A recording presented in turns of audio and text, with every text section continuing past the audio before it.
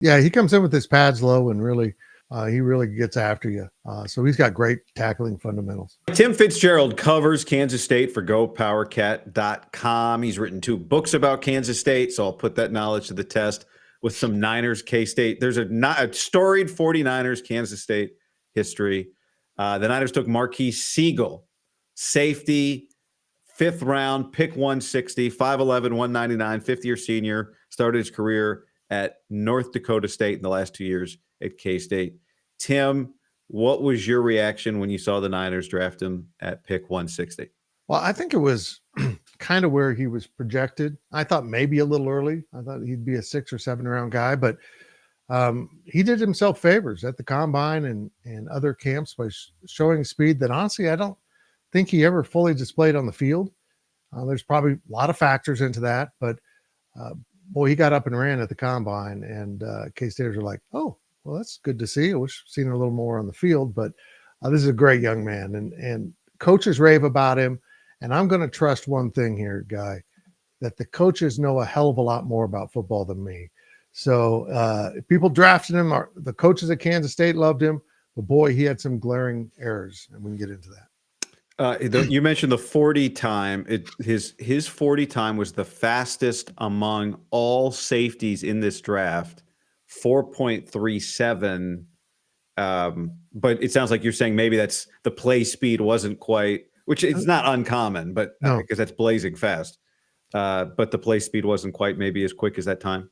Yeah, I'm beginning to question 40 times, honestly. I wonder how much is coached at the start, how you're good coming out of that, and how fast you get into form. I wonder how much of it is coaching, because a lot of the things in a 40 time don't really apply to football, particularly if you're, a defensive lineman running 40 yards. Who cares what your last 10 yards look like? You shouldn't be in that position. It's impressive, but I sometimes think, guys, not cheat the 40 time, but master it. Use your speed best by getting trained how to be a sprinter. How did the defense use him? He was asked by the 49ers media, what his best quality is. His answer was versatility. Yeah. So did they use him all over the field? Yeah, they did. They used him. K-State runs a 3 safety defense, and I think they bounced him around all 3, depending on who else was out there. And that at times caused some confusion, but for the most part, he was an anchor back there, looked to help line everyone up, which also can be distracting for a player when you're worrying about everyone else at times, because they did have a kind of a weak spot in their secondary. They ended up plugging in a younger guy, a really young guy. So, there was probably a lot of direction that was needed out there. Is that, it's so safe to say he was asked to do a lot? Yeah. Mentally and physically? Is that? Yeah, and in the locker room. I mean, he was a leader. He held himself accountable as a leader of that safety crew and did a good job by all accounts in that front. Am I crazy? Every game I watched this year, Kansas State was on TV a lot. I mean, everyone's on TV a lot, but I saw Kansas State a lot this year. Hotel rooms on Thursday, Friday nights, Saturday nights. And I just felt like every game was just some like crazy Avery Johnson running around at the end of the half, end of the game, down 2 scores, score, get it on. I'm making stuff, but it felt like they were just playing in really frenetic games every week. Is that true? Yeah, there was a lot of truth to that. Weird games. The BYU game was, K-State lost, got blown out, but I've never seen bounces of the ball go so wrong for one team and so right for the other team in the course of one game. You're like, how is this happening? I mean, it was just there was a muffed punt that K-State almost recovered, but instead it rolled to the 1 and BYU picks it up and took it 99 yards. Just that kind of thing. A lot of that happening, losing games late, winning games late. The end of the Colorado game was dramatic. It was a fun team to watch, but they did fall a litid bit short of where everyone thought they'd end up.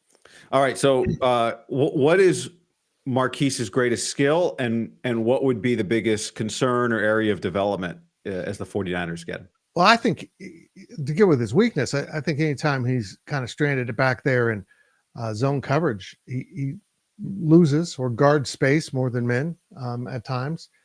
Probably that can be cleaned up. I think his strength, though, is his ability to come up and support the run. I mean, he comes up and whacks you. He was in the backfield a lot. He'll play from the backfield to the deepest port of the field. He can do all that. And that's probably why he's a valuable piece. Plus, he's experienced as most guys are at Kansas State in special teams. So he gives you someone that comes right in, because K-State doesn't shy away from using their frontline guys in that role.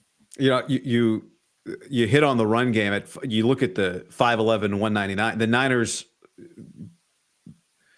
biggest weakness last year was run defense, and they addressed it with a lot of defensive tackles. They also have historically seemed to draft safeties that are better at run defense than coverage. But I wasn't sure at 5'11", 199 if this guy would provide run support. Now, I guess the answer is if they draft him, yes, because they probably don't draft safeties that can't provide run support. But it sounds like you're saying that's a strength of his. That's a strength. Yeah, he comes in with his pads low and really get you at your waist or below. He really gets after you. So he's got great tackling fundamentals. Is he a safety? Could the Niners view him as a nickelback? What? I think that might be more of that hybrid nickel, because he can run. And I think he's better in man, because that's just, I got this guy and he can't get away from me. He's got the athletic ability to do that. It's just when they dipped into zone, it really became a circus, and he wasn't the only one. It was very entertaining in a horrible way. DJ Reed was it made Avery Johnson's job fun, I guess. Yeah. Or the quarterback, for people who didn't watch Kansas State last year, had to score a lot of points. DJ Reed was unfortunately too successful elsewhere. The 49ers weren't able to keep him. They drafted him. They had a roster crunch at the time, let him go, and he's gone on to have a really good career out of Kansas State. Thomas Clayton was a running back in 2007. Yep. Those are 3 of the 7 Kansas State Wildcats that the 49ers have drafted in their history. Can you name any of the other 4? This is the hardest trivia question I've ever asked anybody. I forgot Thomas Clayton, so I'm already screwed. Okay, all right. What if I said Dennis Morrison, quarterback, 1973? That's going back, but yeah, he could fling it. I don't need to do anything in the NFL. All right, can you tell me anything about either tackle Dean Shatternick, drafted in the 5th round in 71, Ted Stahura, tackle, drafted pick 358. Love it. In 1958, or 26th rounder Dewey Wade, drafted in 1955. Well, I was a big Dewey Wade fan back in the day. That's interesting. That's really interesting. That little in the 1970s, that was a brief blip with Vince Gibson, who maybe the most successful run in K-State football, aside before Bill Snyder came in, and he won I don't know. He had a winning record 2 years, barely, 165, and he was celebrated. But he knew quarterbacks. He had a guy named Lynn Dickey, a guy named Steve Grogan, and then Morrison too. So it was they had some run a pretty good talent back then, and then they fired him. Well, I appreciate you indulging. I love going back to the draft when it was 30 rounds. Can you imagine? Can you imagine how these teams would milk that? We're on the clock. We're going to wait to the very end. I mean, as you know, there was no I imagine those rounds went pretty quick. Yeah. Nobody was stopping for any pomp and circumstance. Who's up next on our list? This guy. You've never seen him. I mean, guys are getting drafted no one's ever seen. Truly, right? Newspaper clippings, box scores. Anything else I didn't ask you that we should know? No. Great young man. I mean, he's going to fit in the locker room. He's not going to cause issues. He's going to be coachable and get after it. As you mentioned, he was a guy that came up through FCS, had a brief stop at Virginia, and then came back to play for Coach Kleiman, who recruited and coached him a little bit. Maybe it was after at North Dakota State, but he knew him. It was a good fit. He was comfortable at K-State, so hopefully he finds that comfort in San Francisco. All right, Tim. Appreciate it. Appreciate you.